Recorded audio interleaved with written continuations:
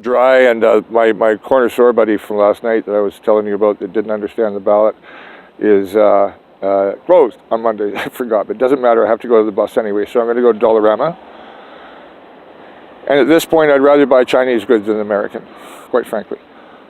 So I don't mind going to Dollarama or Walmart, even though Walmart's owned by Americans. You know, it's all Chinese goods. So this is part of my route. This is my way to the bus stop. This is, you know, suburban Canada. It's kind of classic. I'm heading towards the mountains. There's some nice light out here. This is good for coming and talking because it won't disturb anybody at night. So if I want to talk at 3 in the morning, sometimes I'll just come up here. It would help if I didn't have to use my cane still. I can walk like this without it, you know, a little bit, right? But not with weight on. I've got a pack on my back. So anyways, I'm the street professor, right? So just while I'm walking, I'm talking to myself anyway. And I just talked to 2 people that I should have been, you know, recording what I'm saying, right? But that's weird when you're talking to somebody. I don't mean to be vain or anything like that, but I'm just saying so much, right? I'm thinking about stuff when I talk as I think, and I think as I talk. I'm just adjusting my thing. I'm holding it maybe wrong. I'll open this shaft here. There we go. This is going to make it easier, but that's a little too long. So that's good there. Okay. So, and this here like that. No, let's see here. I'll just have to hold it like this here. That'll do. That's with my elbow close to my body. That's easy. So, I don't know. I'm getting better. But I thought I'd be better off the hip replacement first. Anyway, so back to what I was going to talk about. I don't know if I'll get to the mosques and the temples in time. Probably. Evening services are common. But I used to live around 6 to 6. And I'll go down the plaza. But I just spoke to the 2 young couples. And there was one tall construction worker type with a baby in his arms, a toddler in his arms, and his wife. And I was saying, have you voted for PR? It'll be good for your kid. No, I didn't vote for PR. But I'm in Redneck Hill, you know. I'm good with coining terms this week, aren't I?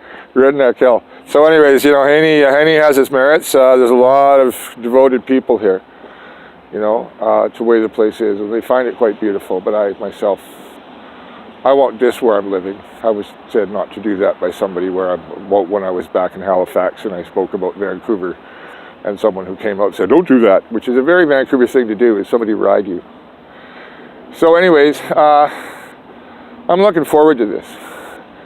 I enjoy doing it, and there's so much that people need to know. And there's so many people now that need to be motivated. So the same thing with that last video. Does anybody know a free video cutter? Because Microsoft Movie Maker takes too damn long to load the file and segment it. So if you do know, please send me a tweet or a message on wherever, on my Blogspot or my YouTube. My Blogspot is Skookum1 spelled out, not the numeral 1. Because somebody else still had that, and I think they got that long before, not before me, but deliberately because of me, as that hasn't before.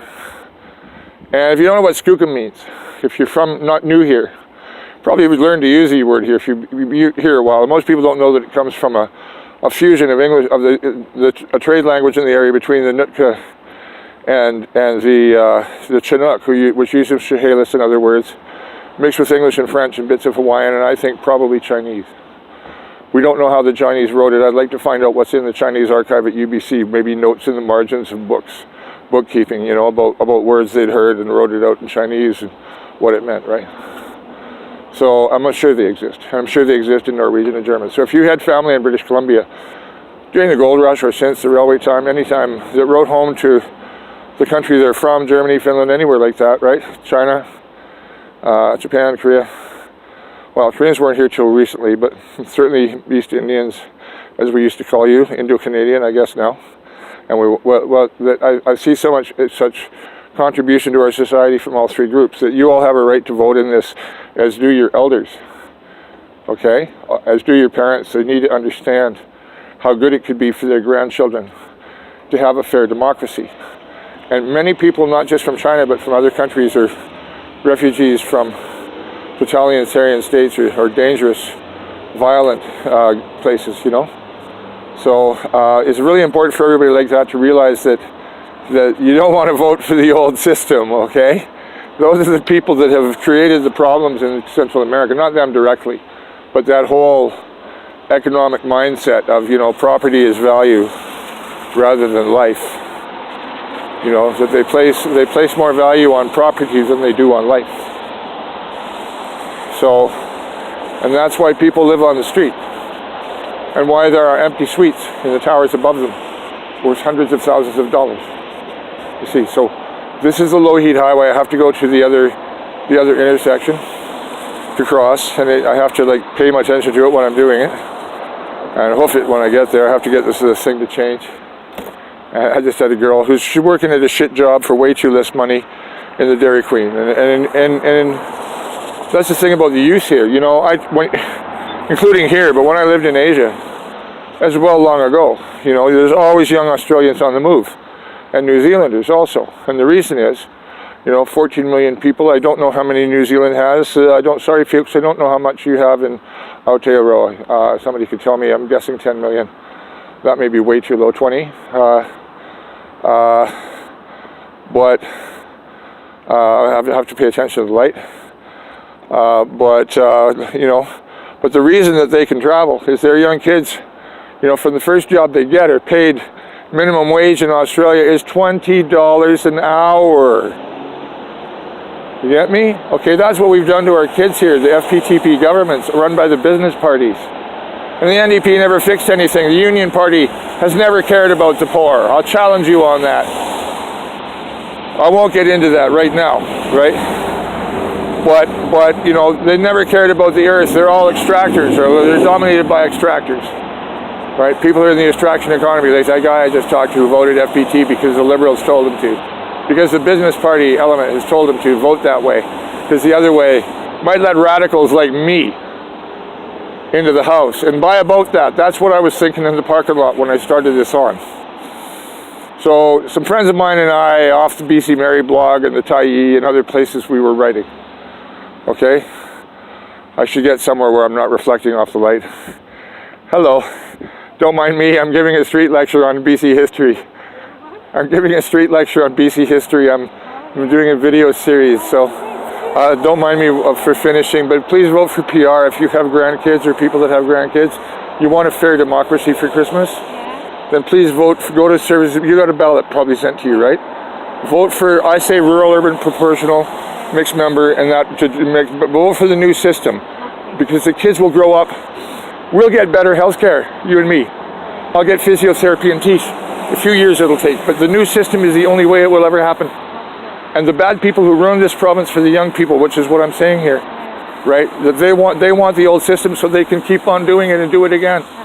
That's my history series. I call myself the street professor. If you have YouTube or friends that does, tell them about me, please. I'm trying to get everybody to vote, including you, right? Your friends and where you live. Tell them for their kids and for the new people, for their children. PR. I do. You want a button? Yeah, I do have a button. Thank you. I'd love to give you a button. I found the Green Party years ago. Yeah. Just a second, it's in here. Yeah. I just have other candy bars and stuff like that in there. And I feel bad for not having it handy. There it is. I felt it through the wrong pocket. There's two pockets here. I felt it through the wrong one. You know how it is? You look through the one and the one, and you feel it through the other. That's a nice bright white one. I have one that's all colors. You want the colored one? Yeah, this is pretty. You like that one? I think, well, you wear that one, okay, and show it to all your friends and tell them to look up the Street Professor on YouTube. Yeah, okay, I have to go, and we're still playing live now. Okay. Would you like, I won't show you on camera, it's rude, okay? But I wish you well, ma'am. Yeah, thank you. I wish you well, and if you do this for the young people, they will fight for better care for us, right? Like European countries do, you know? Better housing, you know? And more health care, and for them, maybe free education and a universal basic income for the people on the street. Okay, so thank you, and please vote green after that too, please. Okay? So that's what I'm doing. She was elderly, she was 85, 6, on her walker, and you see what I do, right? I just engage them, excuse me, ma'am, you know, have you voted, and so on. Yes, she did. So you always relate to the people at the wavelength they are. This is, you learn at pedicabbing, you sought somebody, you figure out what they want, right? It's a sales thing, right? It's a hawking thing. They call it hawking.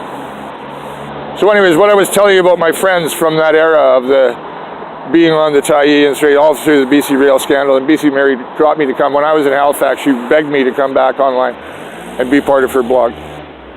And so I did. And I learned a lot that I don't want to know. No, I don't want to know, but I have to tell you. So I'm going to get to that. But anyway, we had a side group of an email group as we were talking, because we didn't want to like do a party or anything. We just wanted a discussion area where we didn't have to deal with the trolls or be spied upon by we saw the IP addresses coming in. We knew who was watching us, right? So and trolling and being bullshitters, and you know. So we just wanted a place to talk. So there were some interesting people in that group. A couple of them are in my Facebook. Another one in Nova Scotia. I'm going to send this to. The other guy went to Cuba to do their telecom system. Maybe he can get me down there. I should wrestle at him. I'll show him this anyway. Anyway, we had the group. We decided to call the group the Free Columbians, because British Columbia is still a colony. And actually, this is the only non-British part of the world, if there still even is another that has British as part of its name, other than something like the British Virgin Islands, which is a British territory. British Guinea is Guyana now, and so on, right? British Columbia is still British Columbia, but really we are Columbia. We're the British half of Columbia, right? So south of the line is American Columbia. That's Oregon, Washington, Idaho, and western Montana, west of the divide, kind of. I think it is west of the divide. Yeah, I'm pretty sure it is. Anyway, so all of that was Columbia that was nominally British. And Sam Sullivan, you're wrong, man. Vancouver didn't control. He calls it Vancouver, no, Fort Vancouver. In the old days, Vancouver generally meant Vancouver's Island. Right? And I said that way with the possessive, especially at the time of Confederation. But no, Sam Sullivan's videos are way off base. So I'll be covering all he's talking about, only way better. Right? So anyways, I'm following up on Dollarama. So we had this group called the Free Columbians. And there was no such thing as web publishing like the zines, well, there was the Tyee, but you know, so, and I have this Western Oracle Facebook page I have that I don't use much. But, so the Free Columbians is thought of. So Free Columbia as an interim name while we debate the name change. Because it has to come. We have to decolonize the name, and both elements are colonial. Hello. Right. Both elements are colonial. And although the Columbia is a name not for the United States, it's only very indirectly named for that horrible person that did what he did, right? But Columbus. But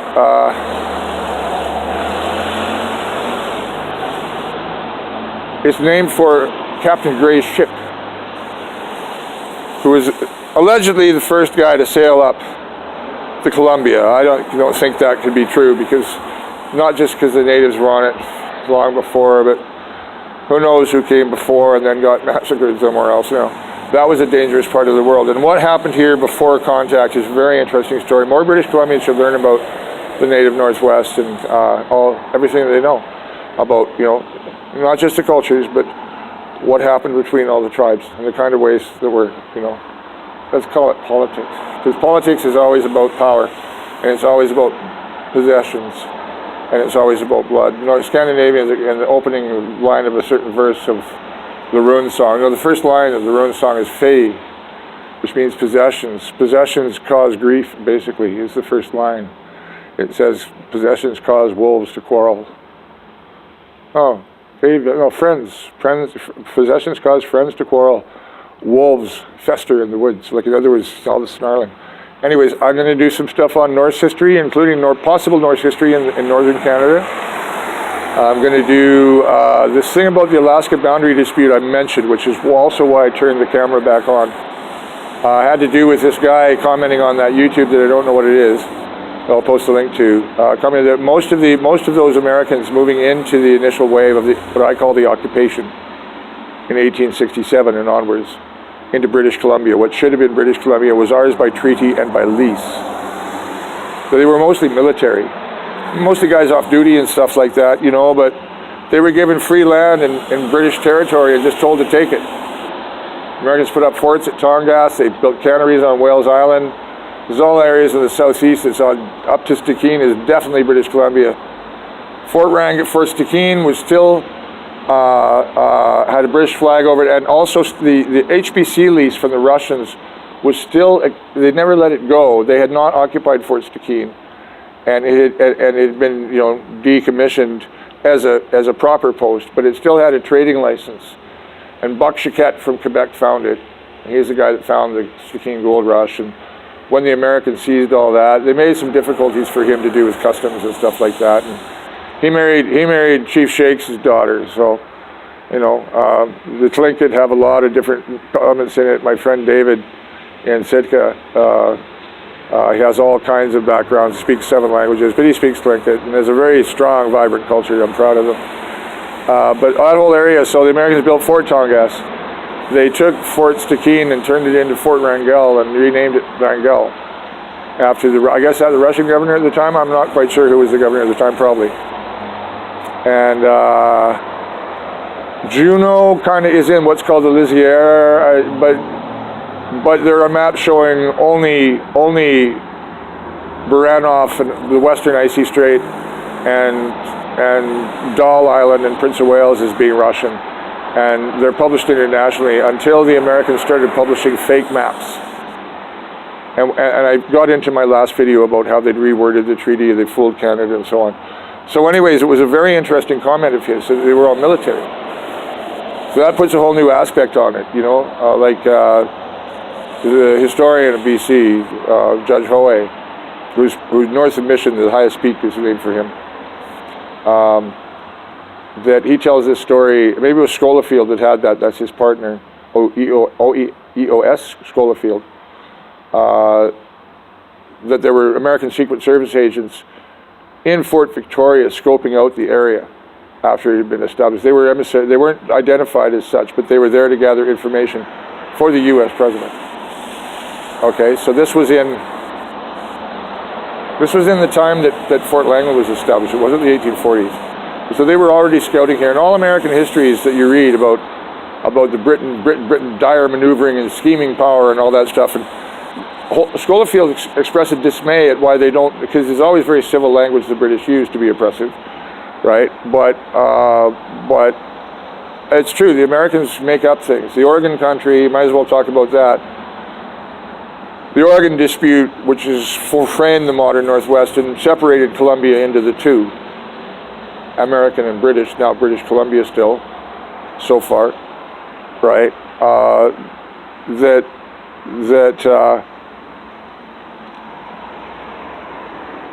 Oh dear, they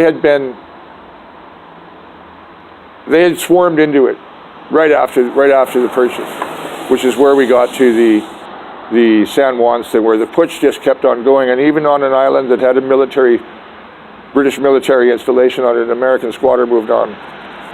Okay? Like, they're really pushy people, you Americans, right? You took everything by force and putsch or blackmail, okay? So anyway, the story of the Oregon boundary is the Oregon Provisional Government was all the Willamette. I don't know where else, but they were all south of the Columbia, which gave them no tenure north of it. And there was one American citizen in Puget Sound. I think he lived on the Kitsap, and his name was George Washington Bush. And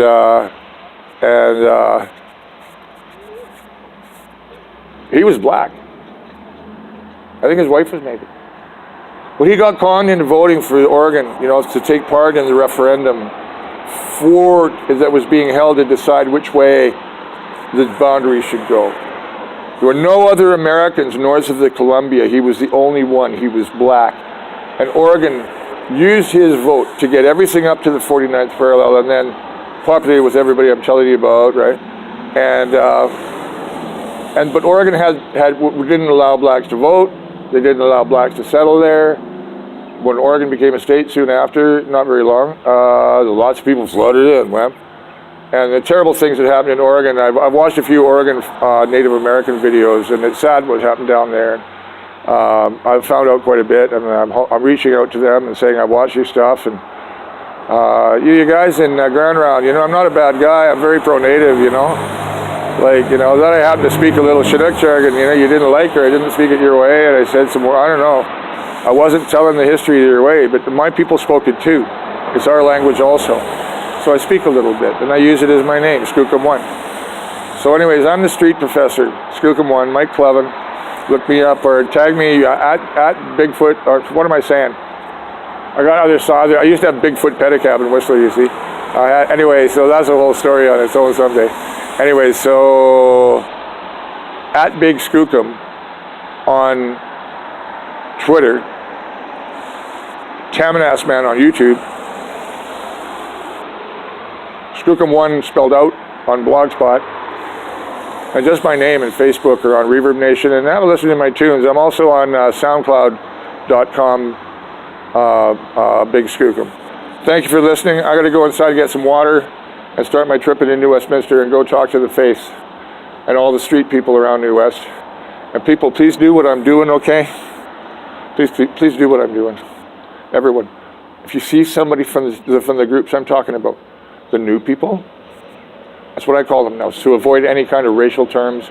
Visible minority, no, there's audible minorities here too, like there always have been. We've always been multi-ethnic here, right? So the older people that don't understand the referendum or are wary of it, right? Or maybe like that old lady who needed to explain to her, right? But get them to vote. All the old people that have, you know, living in places, they all have the ballot. They don't know what to do with it, right? Tell them it's good for the young people and the new people, and that it'll bring them better health care in the long run, especially if they vote green in the new election. I could go on about that whole politics of that, the election, but I want everybody who hears this to please do what I'm doing. Talk to, especially street people, and especially young people, and especially elderly people of either color of the rainbow. Okay, they're all people. They're all citizens. If you're not sure, say, "Excuse me, are you citizens?" And if they're not, say, "Well, you must have some friends that are becoming them, or depending on their generation, or you know, so on, relations and so on, right? Their community, their mosque, whatever. Please spread the word that they need to vote in this, because it's the only way that British Columbians are going to be able to control this province and not have the FPTP crowd, the people behind that movement, be able to sell it out again and sell you out and sell your kids out, okay, like they have us. Okay, so I'm really disappointed in the CBC woman who hung up on me today. I left a real descriptive message of how you'd been to me, and okay, so I'm loud, that's fine. But not everybody talks meek and mild like you want them to, and not everybody uses words that you're comfortable with, right? But you should always listen with tolerance if somebody says that they have something to tell you, and you didn't tolerate me at all. You just talked over me like a young girl, talking over me. And I've been accused of doing that too, but I'm delivering real information. You're just being insulting and telling me you don't want to listen. Well, I want to listen, and I have for 60 years. And I've learned a lot from you too. So anyways, you at CBC people, right? I have to go to the streets to do this because you're not willing to tell the truth about British Columbia and its past. You're not doing any documentaries on the things, the crimes that have happened in the past in British Columbia like you do on sex crimes and obscure murder cases and whatever. You never do political documentaries. I want CBC News World back like it was. I want a show like People Talking Back, which was a national hotline that was a TV show, which like people all across the country. It was a national parliament for the people. I don't want the First Minister's Council meeting and making themselves a new level in the Constitution by fiat. I don't like that stuff. I want to make this country free, and it's not. It never has been. It's a colony. So I want to remove the name British, and let's just call it Free Columbia. That's my motion for an interim name to remove the colonialism. Let's do this after the referendum, and I'm going to be typed for this, and that's fine. They'll call me a radical and extremist, and I'm a radical Democrat. I'm also calling on the American left to wake up to what's happening here, like I'm telling the people on the street of Canada to wake up. I'm asking the American left to pay attention here. I've already asked Amy Goodman and Cenk Uygur, and I just don't have time to write everybody. But I've got the tag now, and I'm going to be more putting stuff on, making my Big Skookum Twitter tag active. And just once I get the videos uploaded, posted, then I could use some technical help. I could use some eyeballs, somebody get me contacts and help me get dentures. Cash is awkward, so I'm not going to do a Patreon for now until I get my history stick going. Maybe I get relocated. you know. But I have a lot of history that I know, and I wanted to share it with everybody, right? It's too hard to write about. Nobody reads, right? So, but I will recommend the book for everybody that my friend Daniel Marshall from UVic wrote. It's called Claiming the Land, British Columbia and the New El Dorado, about early British Columbia and the Canyon War and more, which is told from American sources mostly, which were not covered in the rest of Canada. And also Don Houke's McGowan's War, MCG. McGowan was a Philadelphia lawyer, and it was like a scam. It was a charade or an opera or whatever in Yale, right? Opera buffa, like a crazy little, like, anyway, so it was a bluff. But the governor came up, or was it the judge? Hey, you know, McGowan gave him, anyway, go read the book. Go read the book. It's a great book. I'm signing off. I'm going to go inside the store. Okay, you have a nice evening, and I'll talk to you again from New Westminster or somewhere in between. Bye-bye.